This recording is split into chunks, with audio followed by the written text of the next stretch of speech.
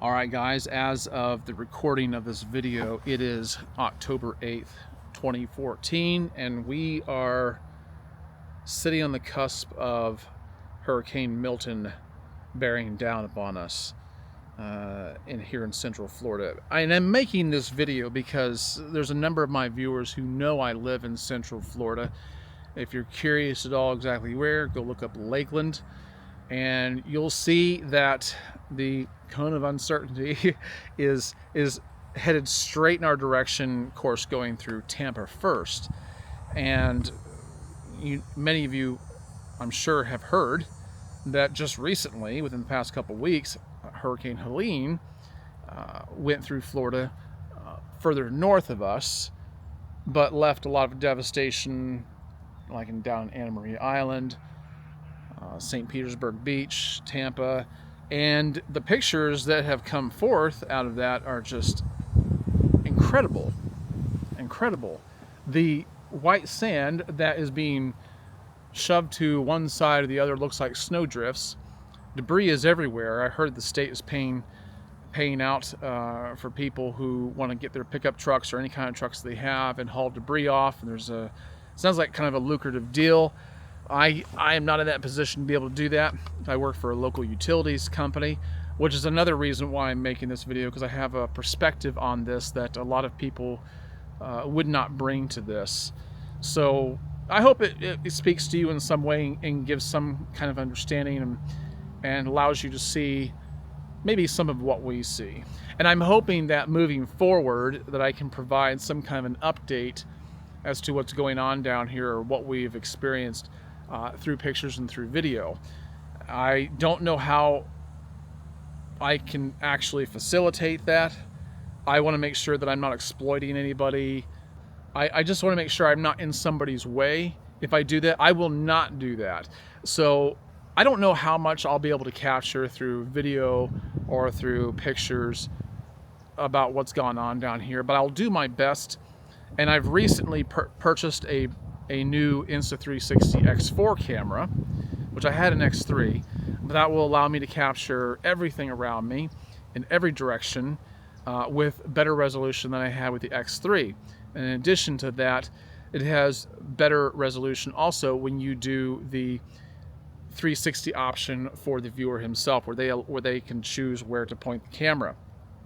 And this is a great benefit because that way, you can look at what you want to look at without me having to control the camera. So I'll try to provide, if it's possible, I'll try to provide both aspects. But we're going to be pretty busy. Once this storm blows through, once this hurricane passes through this area, me and my co-workers and my company, we're all going to be very busy during the post-hurricane cleanup, or wherever you want to call it, getting things back in order, because we provide power and water both in our area. We're a local utility company, and we're very good. The company I work for is very good at what they do, and as far as restoring power and restoring services go, we are quicker than a lot of places because let's face it, a lot of utility companies provide services to great swaths of area that it's just impossible to get to everybody as quick as they can. Also, we receive outside help from other utility companies within the state and out of the state. And likewise, we've also sent many of our crews out of state too. So it's a one hand washing the other kind of a thing. But this whole hurricane situation is nothing new to us. However, if you've been watching, if you've been keeping tabs on what's going on, watching the news, I don't know if you do or not, because if you don't live in this area, you may not care. But if you're watching, and I have a feeling most people are, you're going to know that this is probably the biggest hurricane weather catastrophe we've seen in our lifetime. That's how they describe it. Probably the biggest one we've seen in our lifetime. Things could change, and they do. Sometimes rapidly, sometimes they don't change that much at all. I mean, things are going to change to some degree. It has to. But we hope it's just to our benefit as Hurricane Milton edges closer to land. So I've heard back and forth that it was a hurricane category 5. Now it's a hurricane category 4. And then it could strengthen back up to 5, but they're hoping that by the time it hits Tampa, it's no more than a category 3. And I'm crossing my fingers, but I'm hoping it's no more than a category 2 by the time it reaches us. But one thing we can be sure of, I feel pretty certain that there's going to be a lot of devastation, a lot of it's going to be quite a disaster, and we've seen it before. I've been through. I remember back in 1992, Hurricane Andrew hit the Miami area, homeland, and the devastation that brought. Although it didn't really affect us where we are that much, we still heard about it, and it still meant a lot to all of us, a great deal, because we knew that something like that could always occur where we sit. Because Florida is not that wide. It's just not that wide. And luckily, sitting where I am, we sit far enough inland that a lot of what sweeps across the state is abated by the time it gets to us. Not entirely, but we don't receive the biggest brunt of it. And I feel bad. I feel bad for the people who had to go through Helene. I am just in awe of the fact that we didn't, here where I live, we didn't really get a lot of, we got just a little bit of rain. Just a little bit of rain, a lot of wind, a lot of wind for a little bit, but other than that, it wasn't much different than a lot of days. So when it went further, of course, we saw what it did. I mean, not very far from us, the level of flooding is just off the charts. And then as you go further up and out of the state, the flooding that's occurred in some of these places, the devastation, especially in North Carolina, is incredible. And I look at that and I go, how did it miss us? It was fairly close to us, and I just don't know how it didn't affect us more. And then right on the coattails of Helene came Milton, and so I'm just going to share some of my thoughts about all of it. We went through. Let's see, I've been through a number of them. A lot of hurricanes hit Florida, but not all of them directly affect us, and so I don't know if I can remember all of them. There's Charlie, there's Jean, there's Irma, there's Ian, and we had Helene. I think Irma was the last one in 2017 that left, I think, the greatest amount of damage, at least from the viewpoint of where I'm sitting. When we went out post-hurricane and just saw what was going on, it was crazy. It was just crazy. Here's something to keep in mind if you happen to be living in an area where you are affected by something like this, is that utility companies that respond, they are really doing the best they can. They don't want anybody to be without power. And I know you think that goes without saying, but people are not quite themselves, or maybe they are. I'm a firm believer that we have many different sides. We don't have just two sides to our personalities and to our character or to our nature. We have many sides. I mean, it could be 8-sided. It could be octagonal. It's not just it's not like two sides of a coin. We have many different sides, and I think different sides of us get brought out depending on the level of stress that comes down upon us. And so when we show up to some of these places, some people are very understanding, some people are patient, but even the most patient people seem to take on the appearance of paper-thin skin after a while, and it's understandable. It gets very hot here in Florida, and people just want to get back to a normal way of life. And they're already dealing with a certain amount of loss, and they don't know how they're going to be able to clean it all up. I don't mean just the physical debris, but just the financial cost of everything, and the rigmarole you have to go through is daunting enough. And so people's sanity is on a razor's edge. So when we show up somewhere, people try. I can tell they get this gleam in their eye, like, oh, they're finally here. They don't understand that it takes a while to get things just to where you can get people back on. Lines are down, poles are down, supplies have got to come in, and they have to understand that our men, or the men of any utility company that's out there working, they do need to eat, they do need to rest, and if you are not replenishing yourself well enough, then you only put yourself in harm's way. And every utility company has a story to tell about someone who just worked a little too long, didn't take enough safety precautions, and before you know it, there's a casualty involved, and you don't need more of those. So utility companies always work as safely as they possibly can, and they're just doing they don't want anybody off any longer than they have to be. They want to make people happy, and a lot of times, quite frankly, the community sees the utility workers, the linemen, and so on and so forth as heroes. They see them as heroes. And I don't think necessarily they're heroes. I just don't. And I'm not a lineman myself, okay? So, but I do work in the industry on some kind of a level. I'm trying not to divulge too much because I'm just not so sure that my company would like that. But I just don't consider us to be heroes. We're doing our job, and we try to do it well. I think people feel that way just because they just want some relief from the heat and the lack of power, and they want the normalcy back, and they just want to kind of see life get back to what it was before. And also they're scared because of the way the economy is right now. I've heard that there's a number on Facebook. I've heard this. That there's a number of insurance companies that have picked up their marbles and gone home. They've just canceled policies across the board. It says, we're done, we're leaving. And it doesn't seem fair. And they're doing it to even new homeowners. And now these homeowners are left scratching their heads. What are we going to do if the worst happens? And so we've got that on our plate. That affects every single one of us. But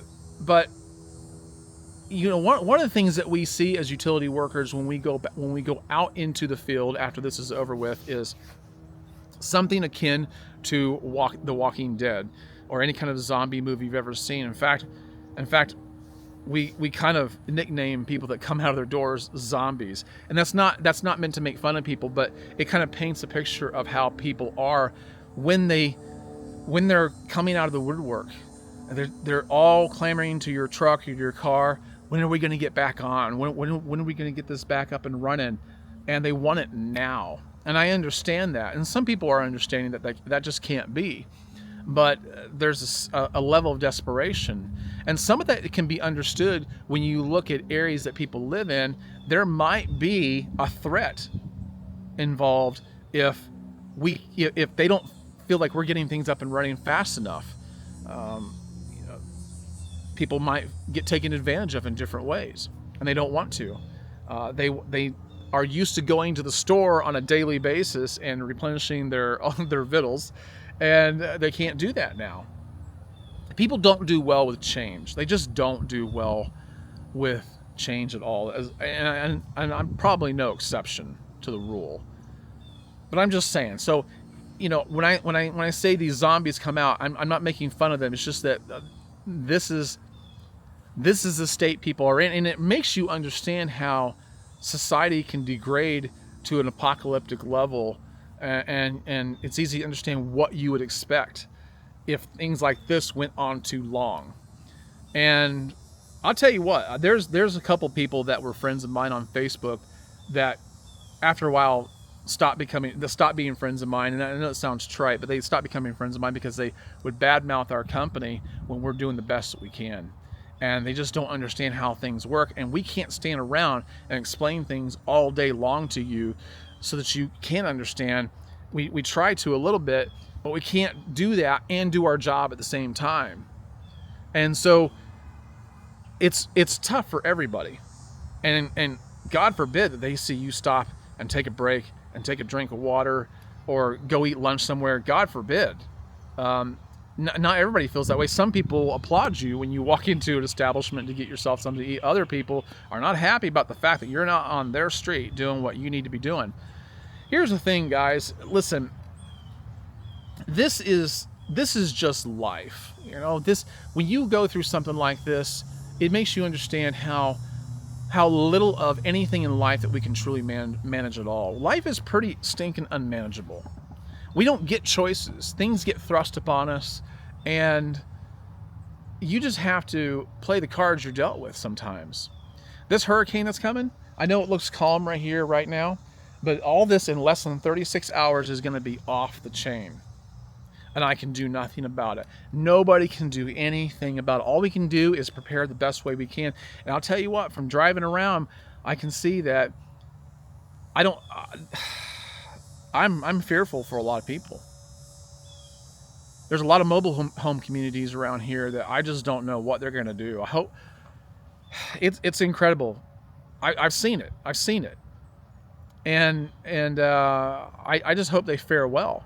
But the truth is, maybe they can't do much. There's only so many shelters, and there's only so many people the shelters can take. I'm sure they'll be busting at the seams. I know the hotels are. From what I heard yesterday is that there is no more hotel rooms you can get in this area, probably for a long ways. The interstate and the highways are congested. I've heard that some of those are starting to free up a little bit. I don't know. I don't believe it. It's crazy what I've seen, but people tend to get real ugly. I mean, real ugly. And the best thing you can do is batten down the hatches, prepare as best you can, hope you have enough supplies, cross your fingers, say a little prayer, and wait it out. You have to take a wait and see approach. And this is much of how life is. It just is that way. And it kind of puts things into perspective.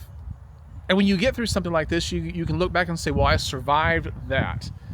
But we survive a lot of things. And we complain about a lot of things. But the truth is, we do make it. I do expect that there will probably be some loss of life. There will be some flooding, a lot of damage to homes, trees down, poles down, lines down.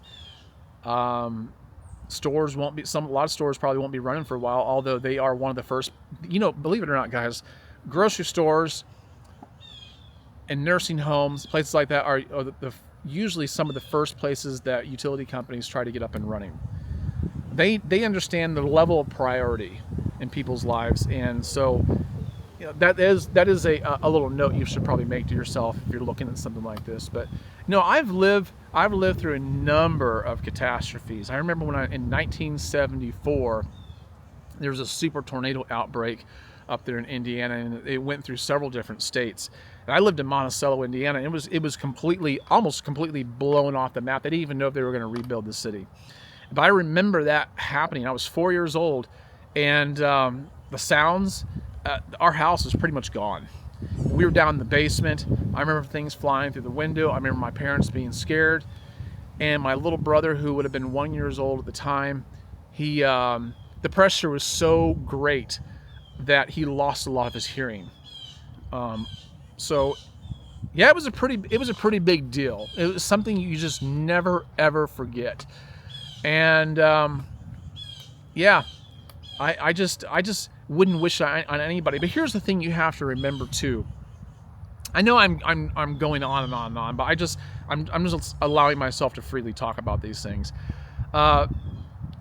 It's highly unlikely that you're not going to have to experience some kind of weather-related catastrophe in your life. It's highly unlikely that you're ever going to escape that.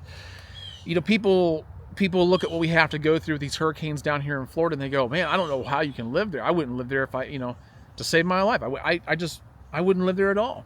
But I could move somewhere else, but then you have a trade-off. There's something that happens everywhere. You don't get out of it. And if I move somewhere else, I might have to deal with earthquakes, flooding, forest fires, blizzards. You have power outages with those too, and devastation can occur anywhere.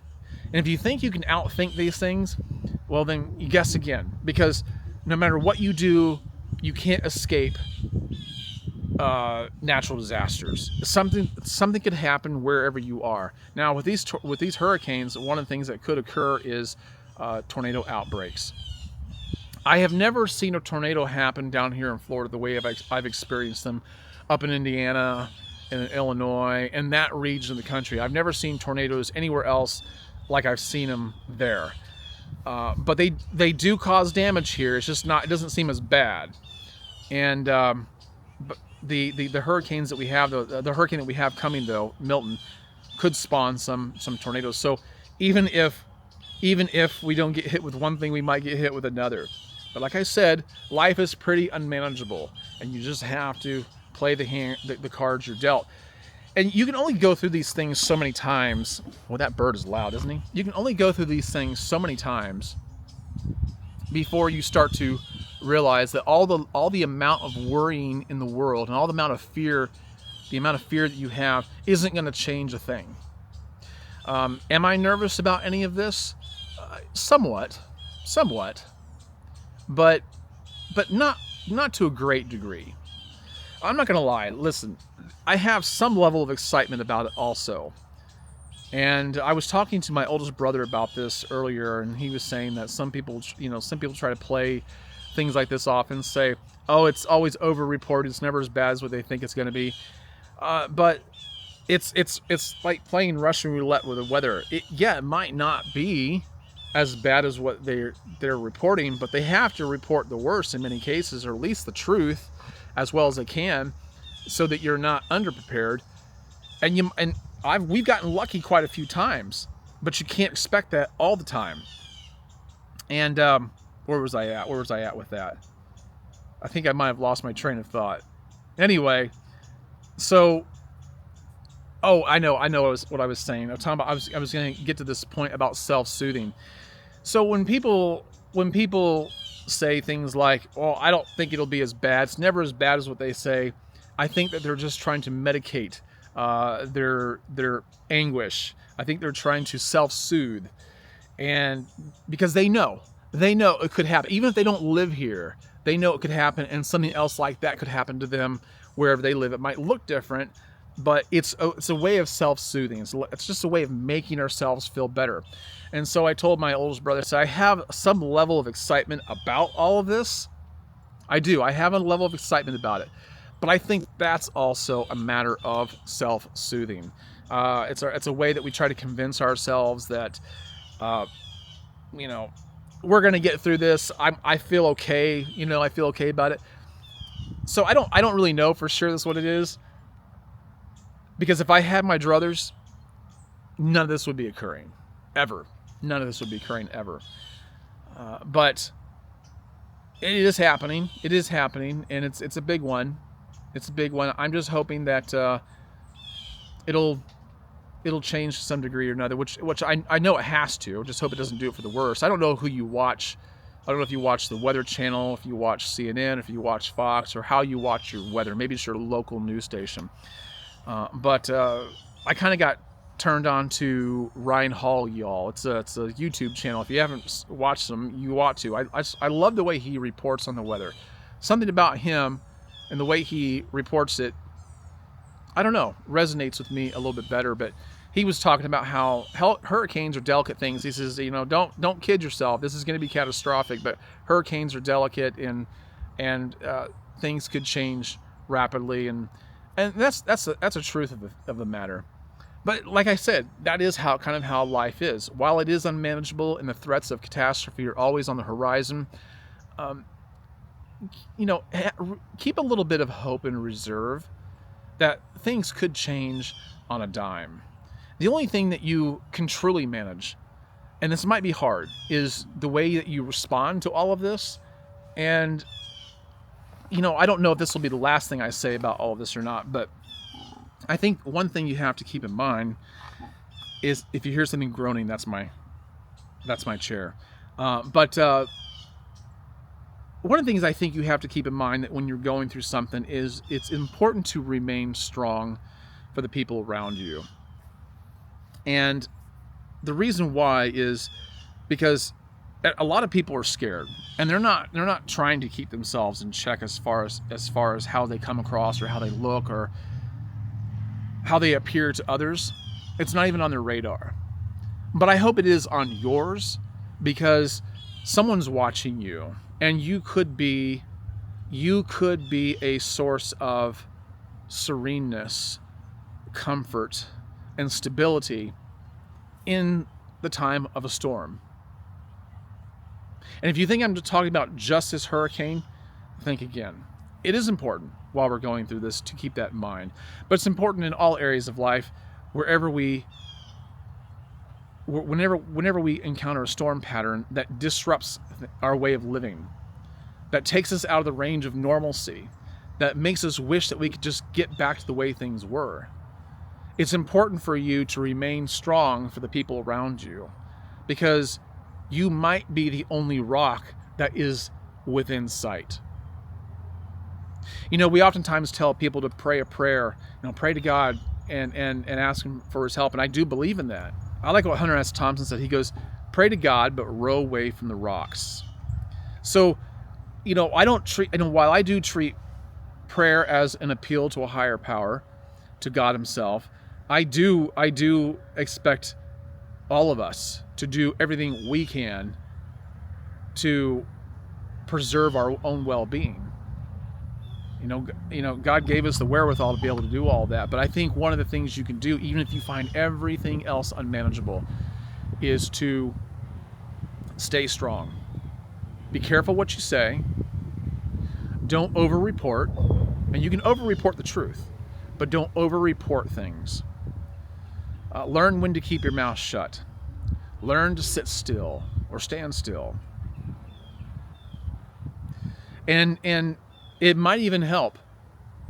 It might even help to have an attitude of, I'm anxious to see what will happen after this, because that gives other people the option of a different perspective.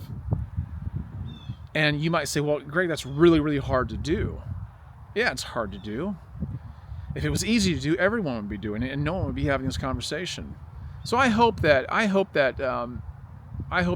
has resonated with you. I hope it's given you some insight. If you ever go through a situation like this, a weather pattern that threatens your way of life, and a utility company is involved, just remember that all of those guys, no matter where you live, what you do, all those guys are doing the best they can. They want the best for you because they're one of you. And another thing, guys, believe you me, people who work for the utility companies are not getting their power turned on in preference to you. They're not getting turned on before you are. They're not getting preferential treatment. It's just not happening. It doesn't happen. I know many people think so, but it just doesn't happen. Okay? So keep that in mind. Be kind. Be patient. Stay strong. And, you'll have a story to tell on the other side. I'll do the best I can to take some video, to take pictures, to do a follow-up video, to kind of keep you guys posted as what's going on. But I can't make promises, because like I said, I'm going to be really, really busy after all this has kind of blown over, literally. I'll be very, very busy, and so I don't know how I'll do it. I would like to make it over to the coast to do some video, but like I said, don't want to get in anybody's way. I'll see what happens, and it wouldn't hurt to pray for us, and keep us in your thoughts. And I do want to say thank you to anyone who has mentioned anything on YouTube in my comments about being safe here. Thank you very much for thinking about us. But I think we're going to be okay.